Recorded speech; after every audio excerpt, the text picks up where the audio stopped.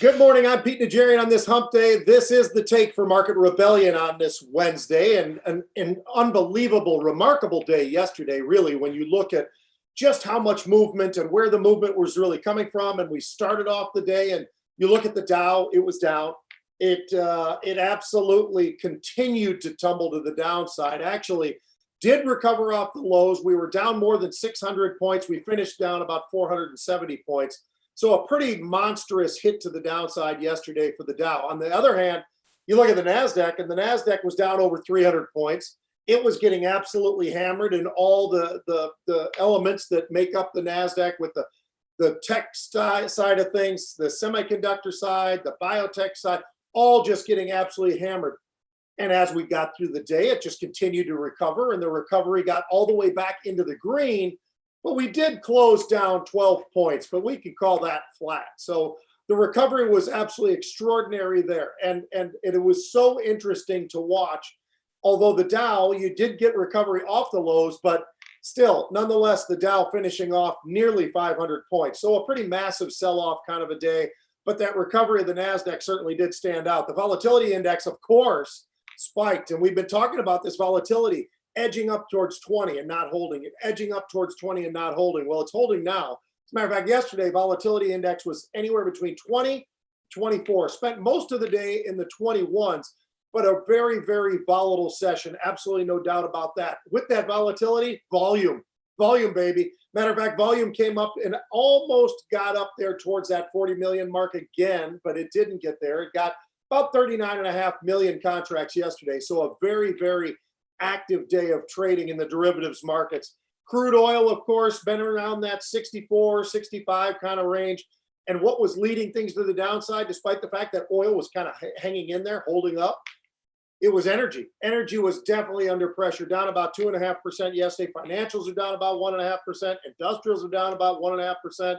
But then you look over and you look within energy, and you pick out a couple of names there, and it's pretty interesting to see what was really taking it on the chin and what wasn't. But what was really standing out, well, first of all, we did see a little bit of the energy play with the beta names certainly coming into play. But materials actually finished in the positive area, which was extraordinary because everything seemed to be in the red. Materials made this nice rally back and actually finished not up anything significant, but up about 0.3%.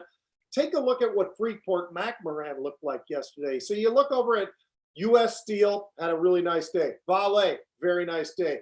Cliffs, another decent day. But you look over at Freeport-Mac, FCX, and another extraordinary day, up about 4.5%. So that really did stand out, and that certainly was something strong. So when I talk about that recovery in the NASDAQ, here's exactly what I'm talking about. I'm looking right now. So tech yesterday, you look at the XLK, it was down trading about 132, finished around 135. So that's a pretty decent move in a single day. You look over at the semiconductors, they were trading about 227 on the SMH, finished the day at 233. Pretty daggone nice recovery. You look over at biotech, same sort of a story. Nice recovery. It was 118, got all the way up to 125, and finished up about 1.5%. So a pretty nice performance off of the lows and that push to the upside. So what are we seeing this morning? Well, this morning on this hump day, everybody's focused on inflation, which is still extraordinary to me because inflation has been happening for a long time. It didn't just suddenly happen. But what did happen was suddenly the media is on the idea that, wow, we've got some serious inflation happening. Take a look at lumber prices. Take a look at copper. Take a look at crude. Take a look at all of these various areas in the commodity space.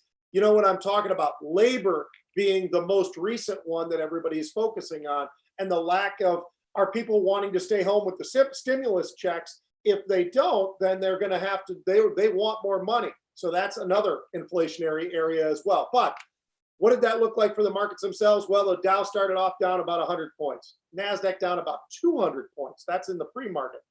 Had a little bit of a recovery in the Dow as we started into the early part of the session, actually down less than triple digits, down about 90 points or so. Still down about 150 for the NASDAQ. But then we started to see a lot more selling pressure. As a matter of fact, we just saw a little bit more. Last I looked, Dow was down about 255. And looking over at the NASDAQ, it's down about 200 points. and the S&P definitely getting hammered down about 40 points or thereabouts. Crude was around 66. These things are all moving, guys. So guys and gals, I got to tell you something. In this first hour, we've seen a lot of movement. I'm sure we'll see movement throughout the trading session. Yesterday, a great example of just how fast things can turn and burn in either direction yesterday, with the NASDAQ off of those lows to push all the way up. That was a pretty significant move. 23 to 23 and a half. That just seems to be where we are in the volatility index today. So indicating a pretty decent move, something definitely more than 1%, call it closer to like 1.4% or thereabouts is what that VIX is telling us. And that certainly looks like about what we are trading like right now. What started off the day pretty decent and actually started to rise a little bit was energy. Energy started off the day up about 1%. It actually started approaching a level of getting close to up about 2%. Financials were strong. It gave back a little bit of that. We had technology up down about 1.25%. That started slipping down about 1.5%. We got consumer discretionary a little bit under pressure. But I mentioned energy. Take a look at ExxonMobil. Now, this is just a great example of what we're seeing in the energy space. We also have Chevron. We've got the biggest and the baddest of the bunch moving around. And last I looked, now certainly things can change very rapidly, but last I looked, we had Chevron up about 2% or thereabouts, and the Exxon trade even a little bit better than that. It was up about 2.25%. So we're seeing some of these areas that are definitely fighting the trend of some of the selling pressures that we're seeing. But let's talk about energy in terms of those beta names. Yesterday, getting hammered to the downside, a little bit of a recovery today, but definitely some serious pain getting put to the energy space yesterday. Now, Wells Fargo. I say this particular name because it's been a name in the news. We all know that. There's all kinds of different issues going on, but it's been one of the leadership runners, and I would almost put this in the beta of those financials, the bigger financials. Wells Fargo still in that, certainly still in that category, up about 1.6%, at least early on, as the financials were up about 1%. But we're probably seeing a little bit of a pullback there. But that did stand out because that was one of the names that's certainly leading a lot of the financials to the upside when we talk about the big banks and we talk about a lot of these various names and where they actually should be placed. But when you put them all together and you look at Goldman and Morgan and Capital One and Bank of America and Citi and Wells Fargo and all these various names, Wells Fargo definitely having a pretty decent start to the day. So got a couple of unusuals, then we're done for the day. I will be on the noon show this coming Friday, but until then, off today and off tomorrow, which is kind of nice, but you'll see me there. You'll see me on this take, obviously, tomorrow and Friday as well. But until then, let's hit some unusual. Mattel, M-A-T. So trading around 21.17 at the time. We had a pretty decent sized buyer, 3,700. They're looking right at the Mays. So it's a fairly short time frame, but it is the regular expiration of May, and they're buying the 21.5 calls. Basically just about where the stock is trading. Stock's trading just a little bit below that, but those options were only 30 or 40 cents. So any kind of a sharp move to the upside, and these options certainly would start to feel a little bit of that momentum and see some pretty decent movement pretty rapidly. Secondly, sticking with energy. I continue to see energy and materials.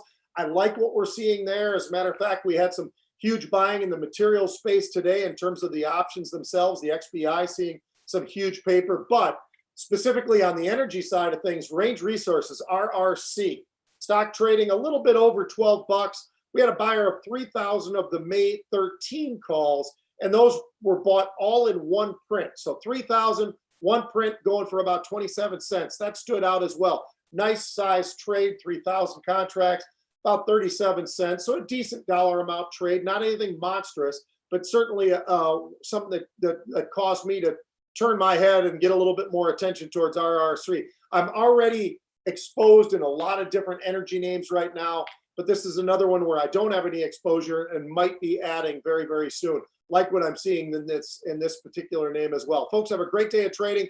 Look forward to seeing you tomorrow at 9:30, at least Central Time, on the take. Until then, have a great day of trading.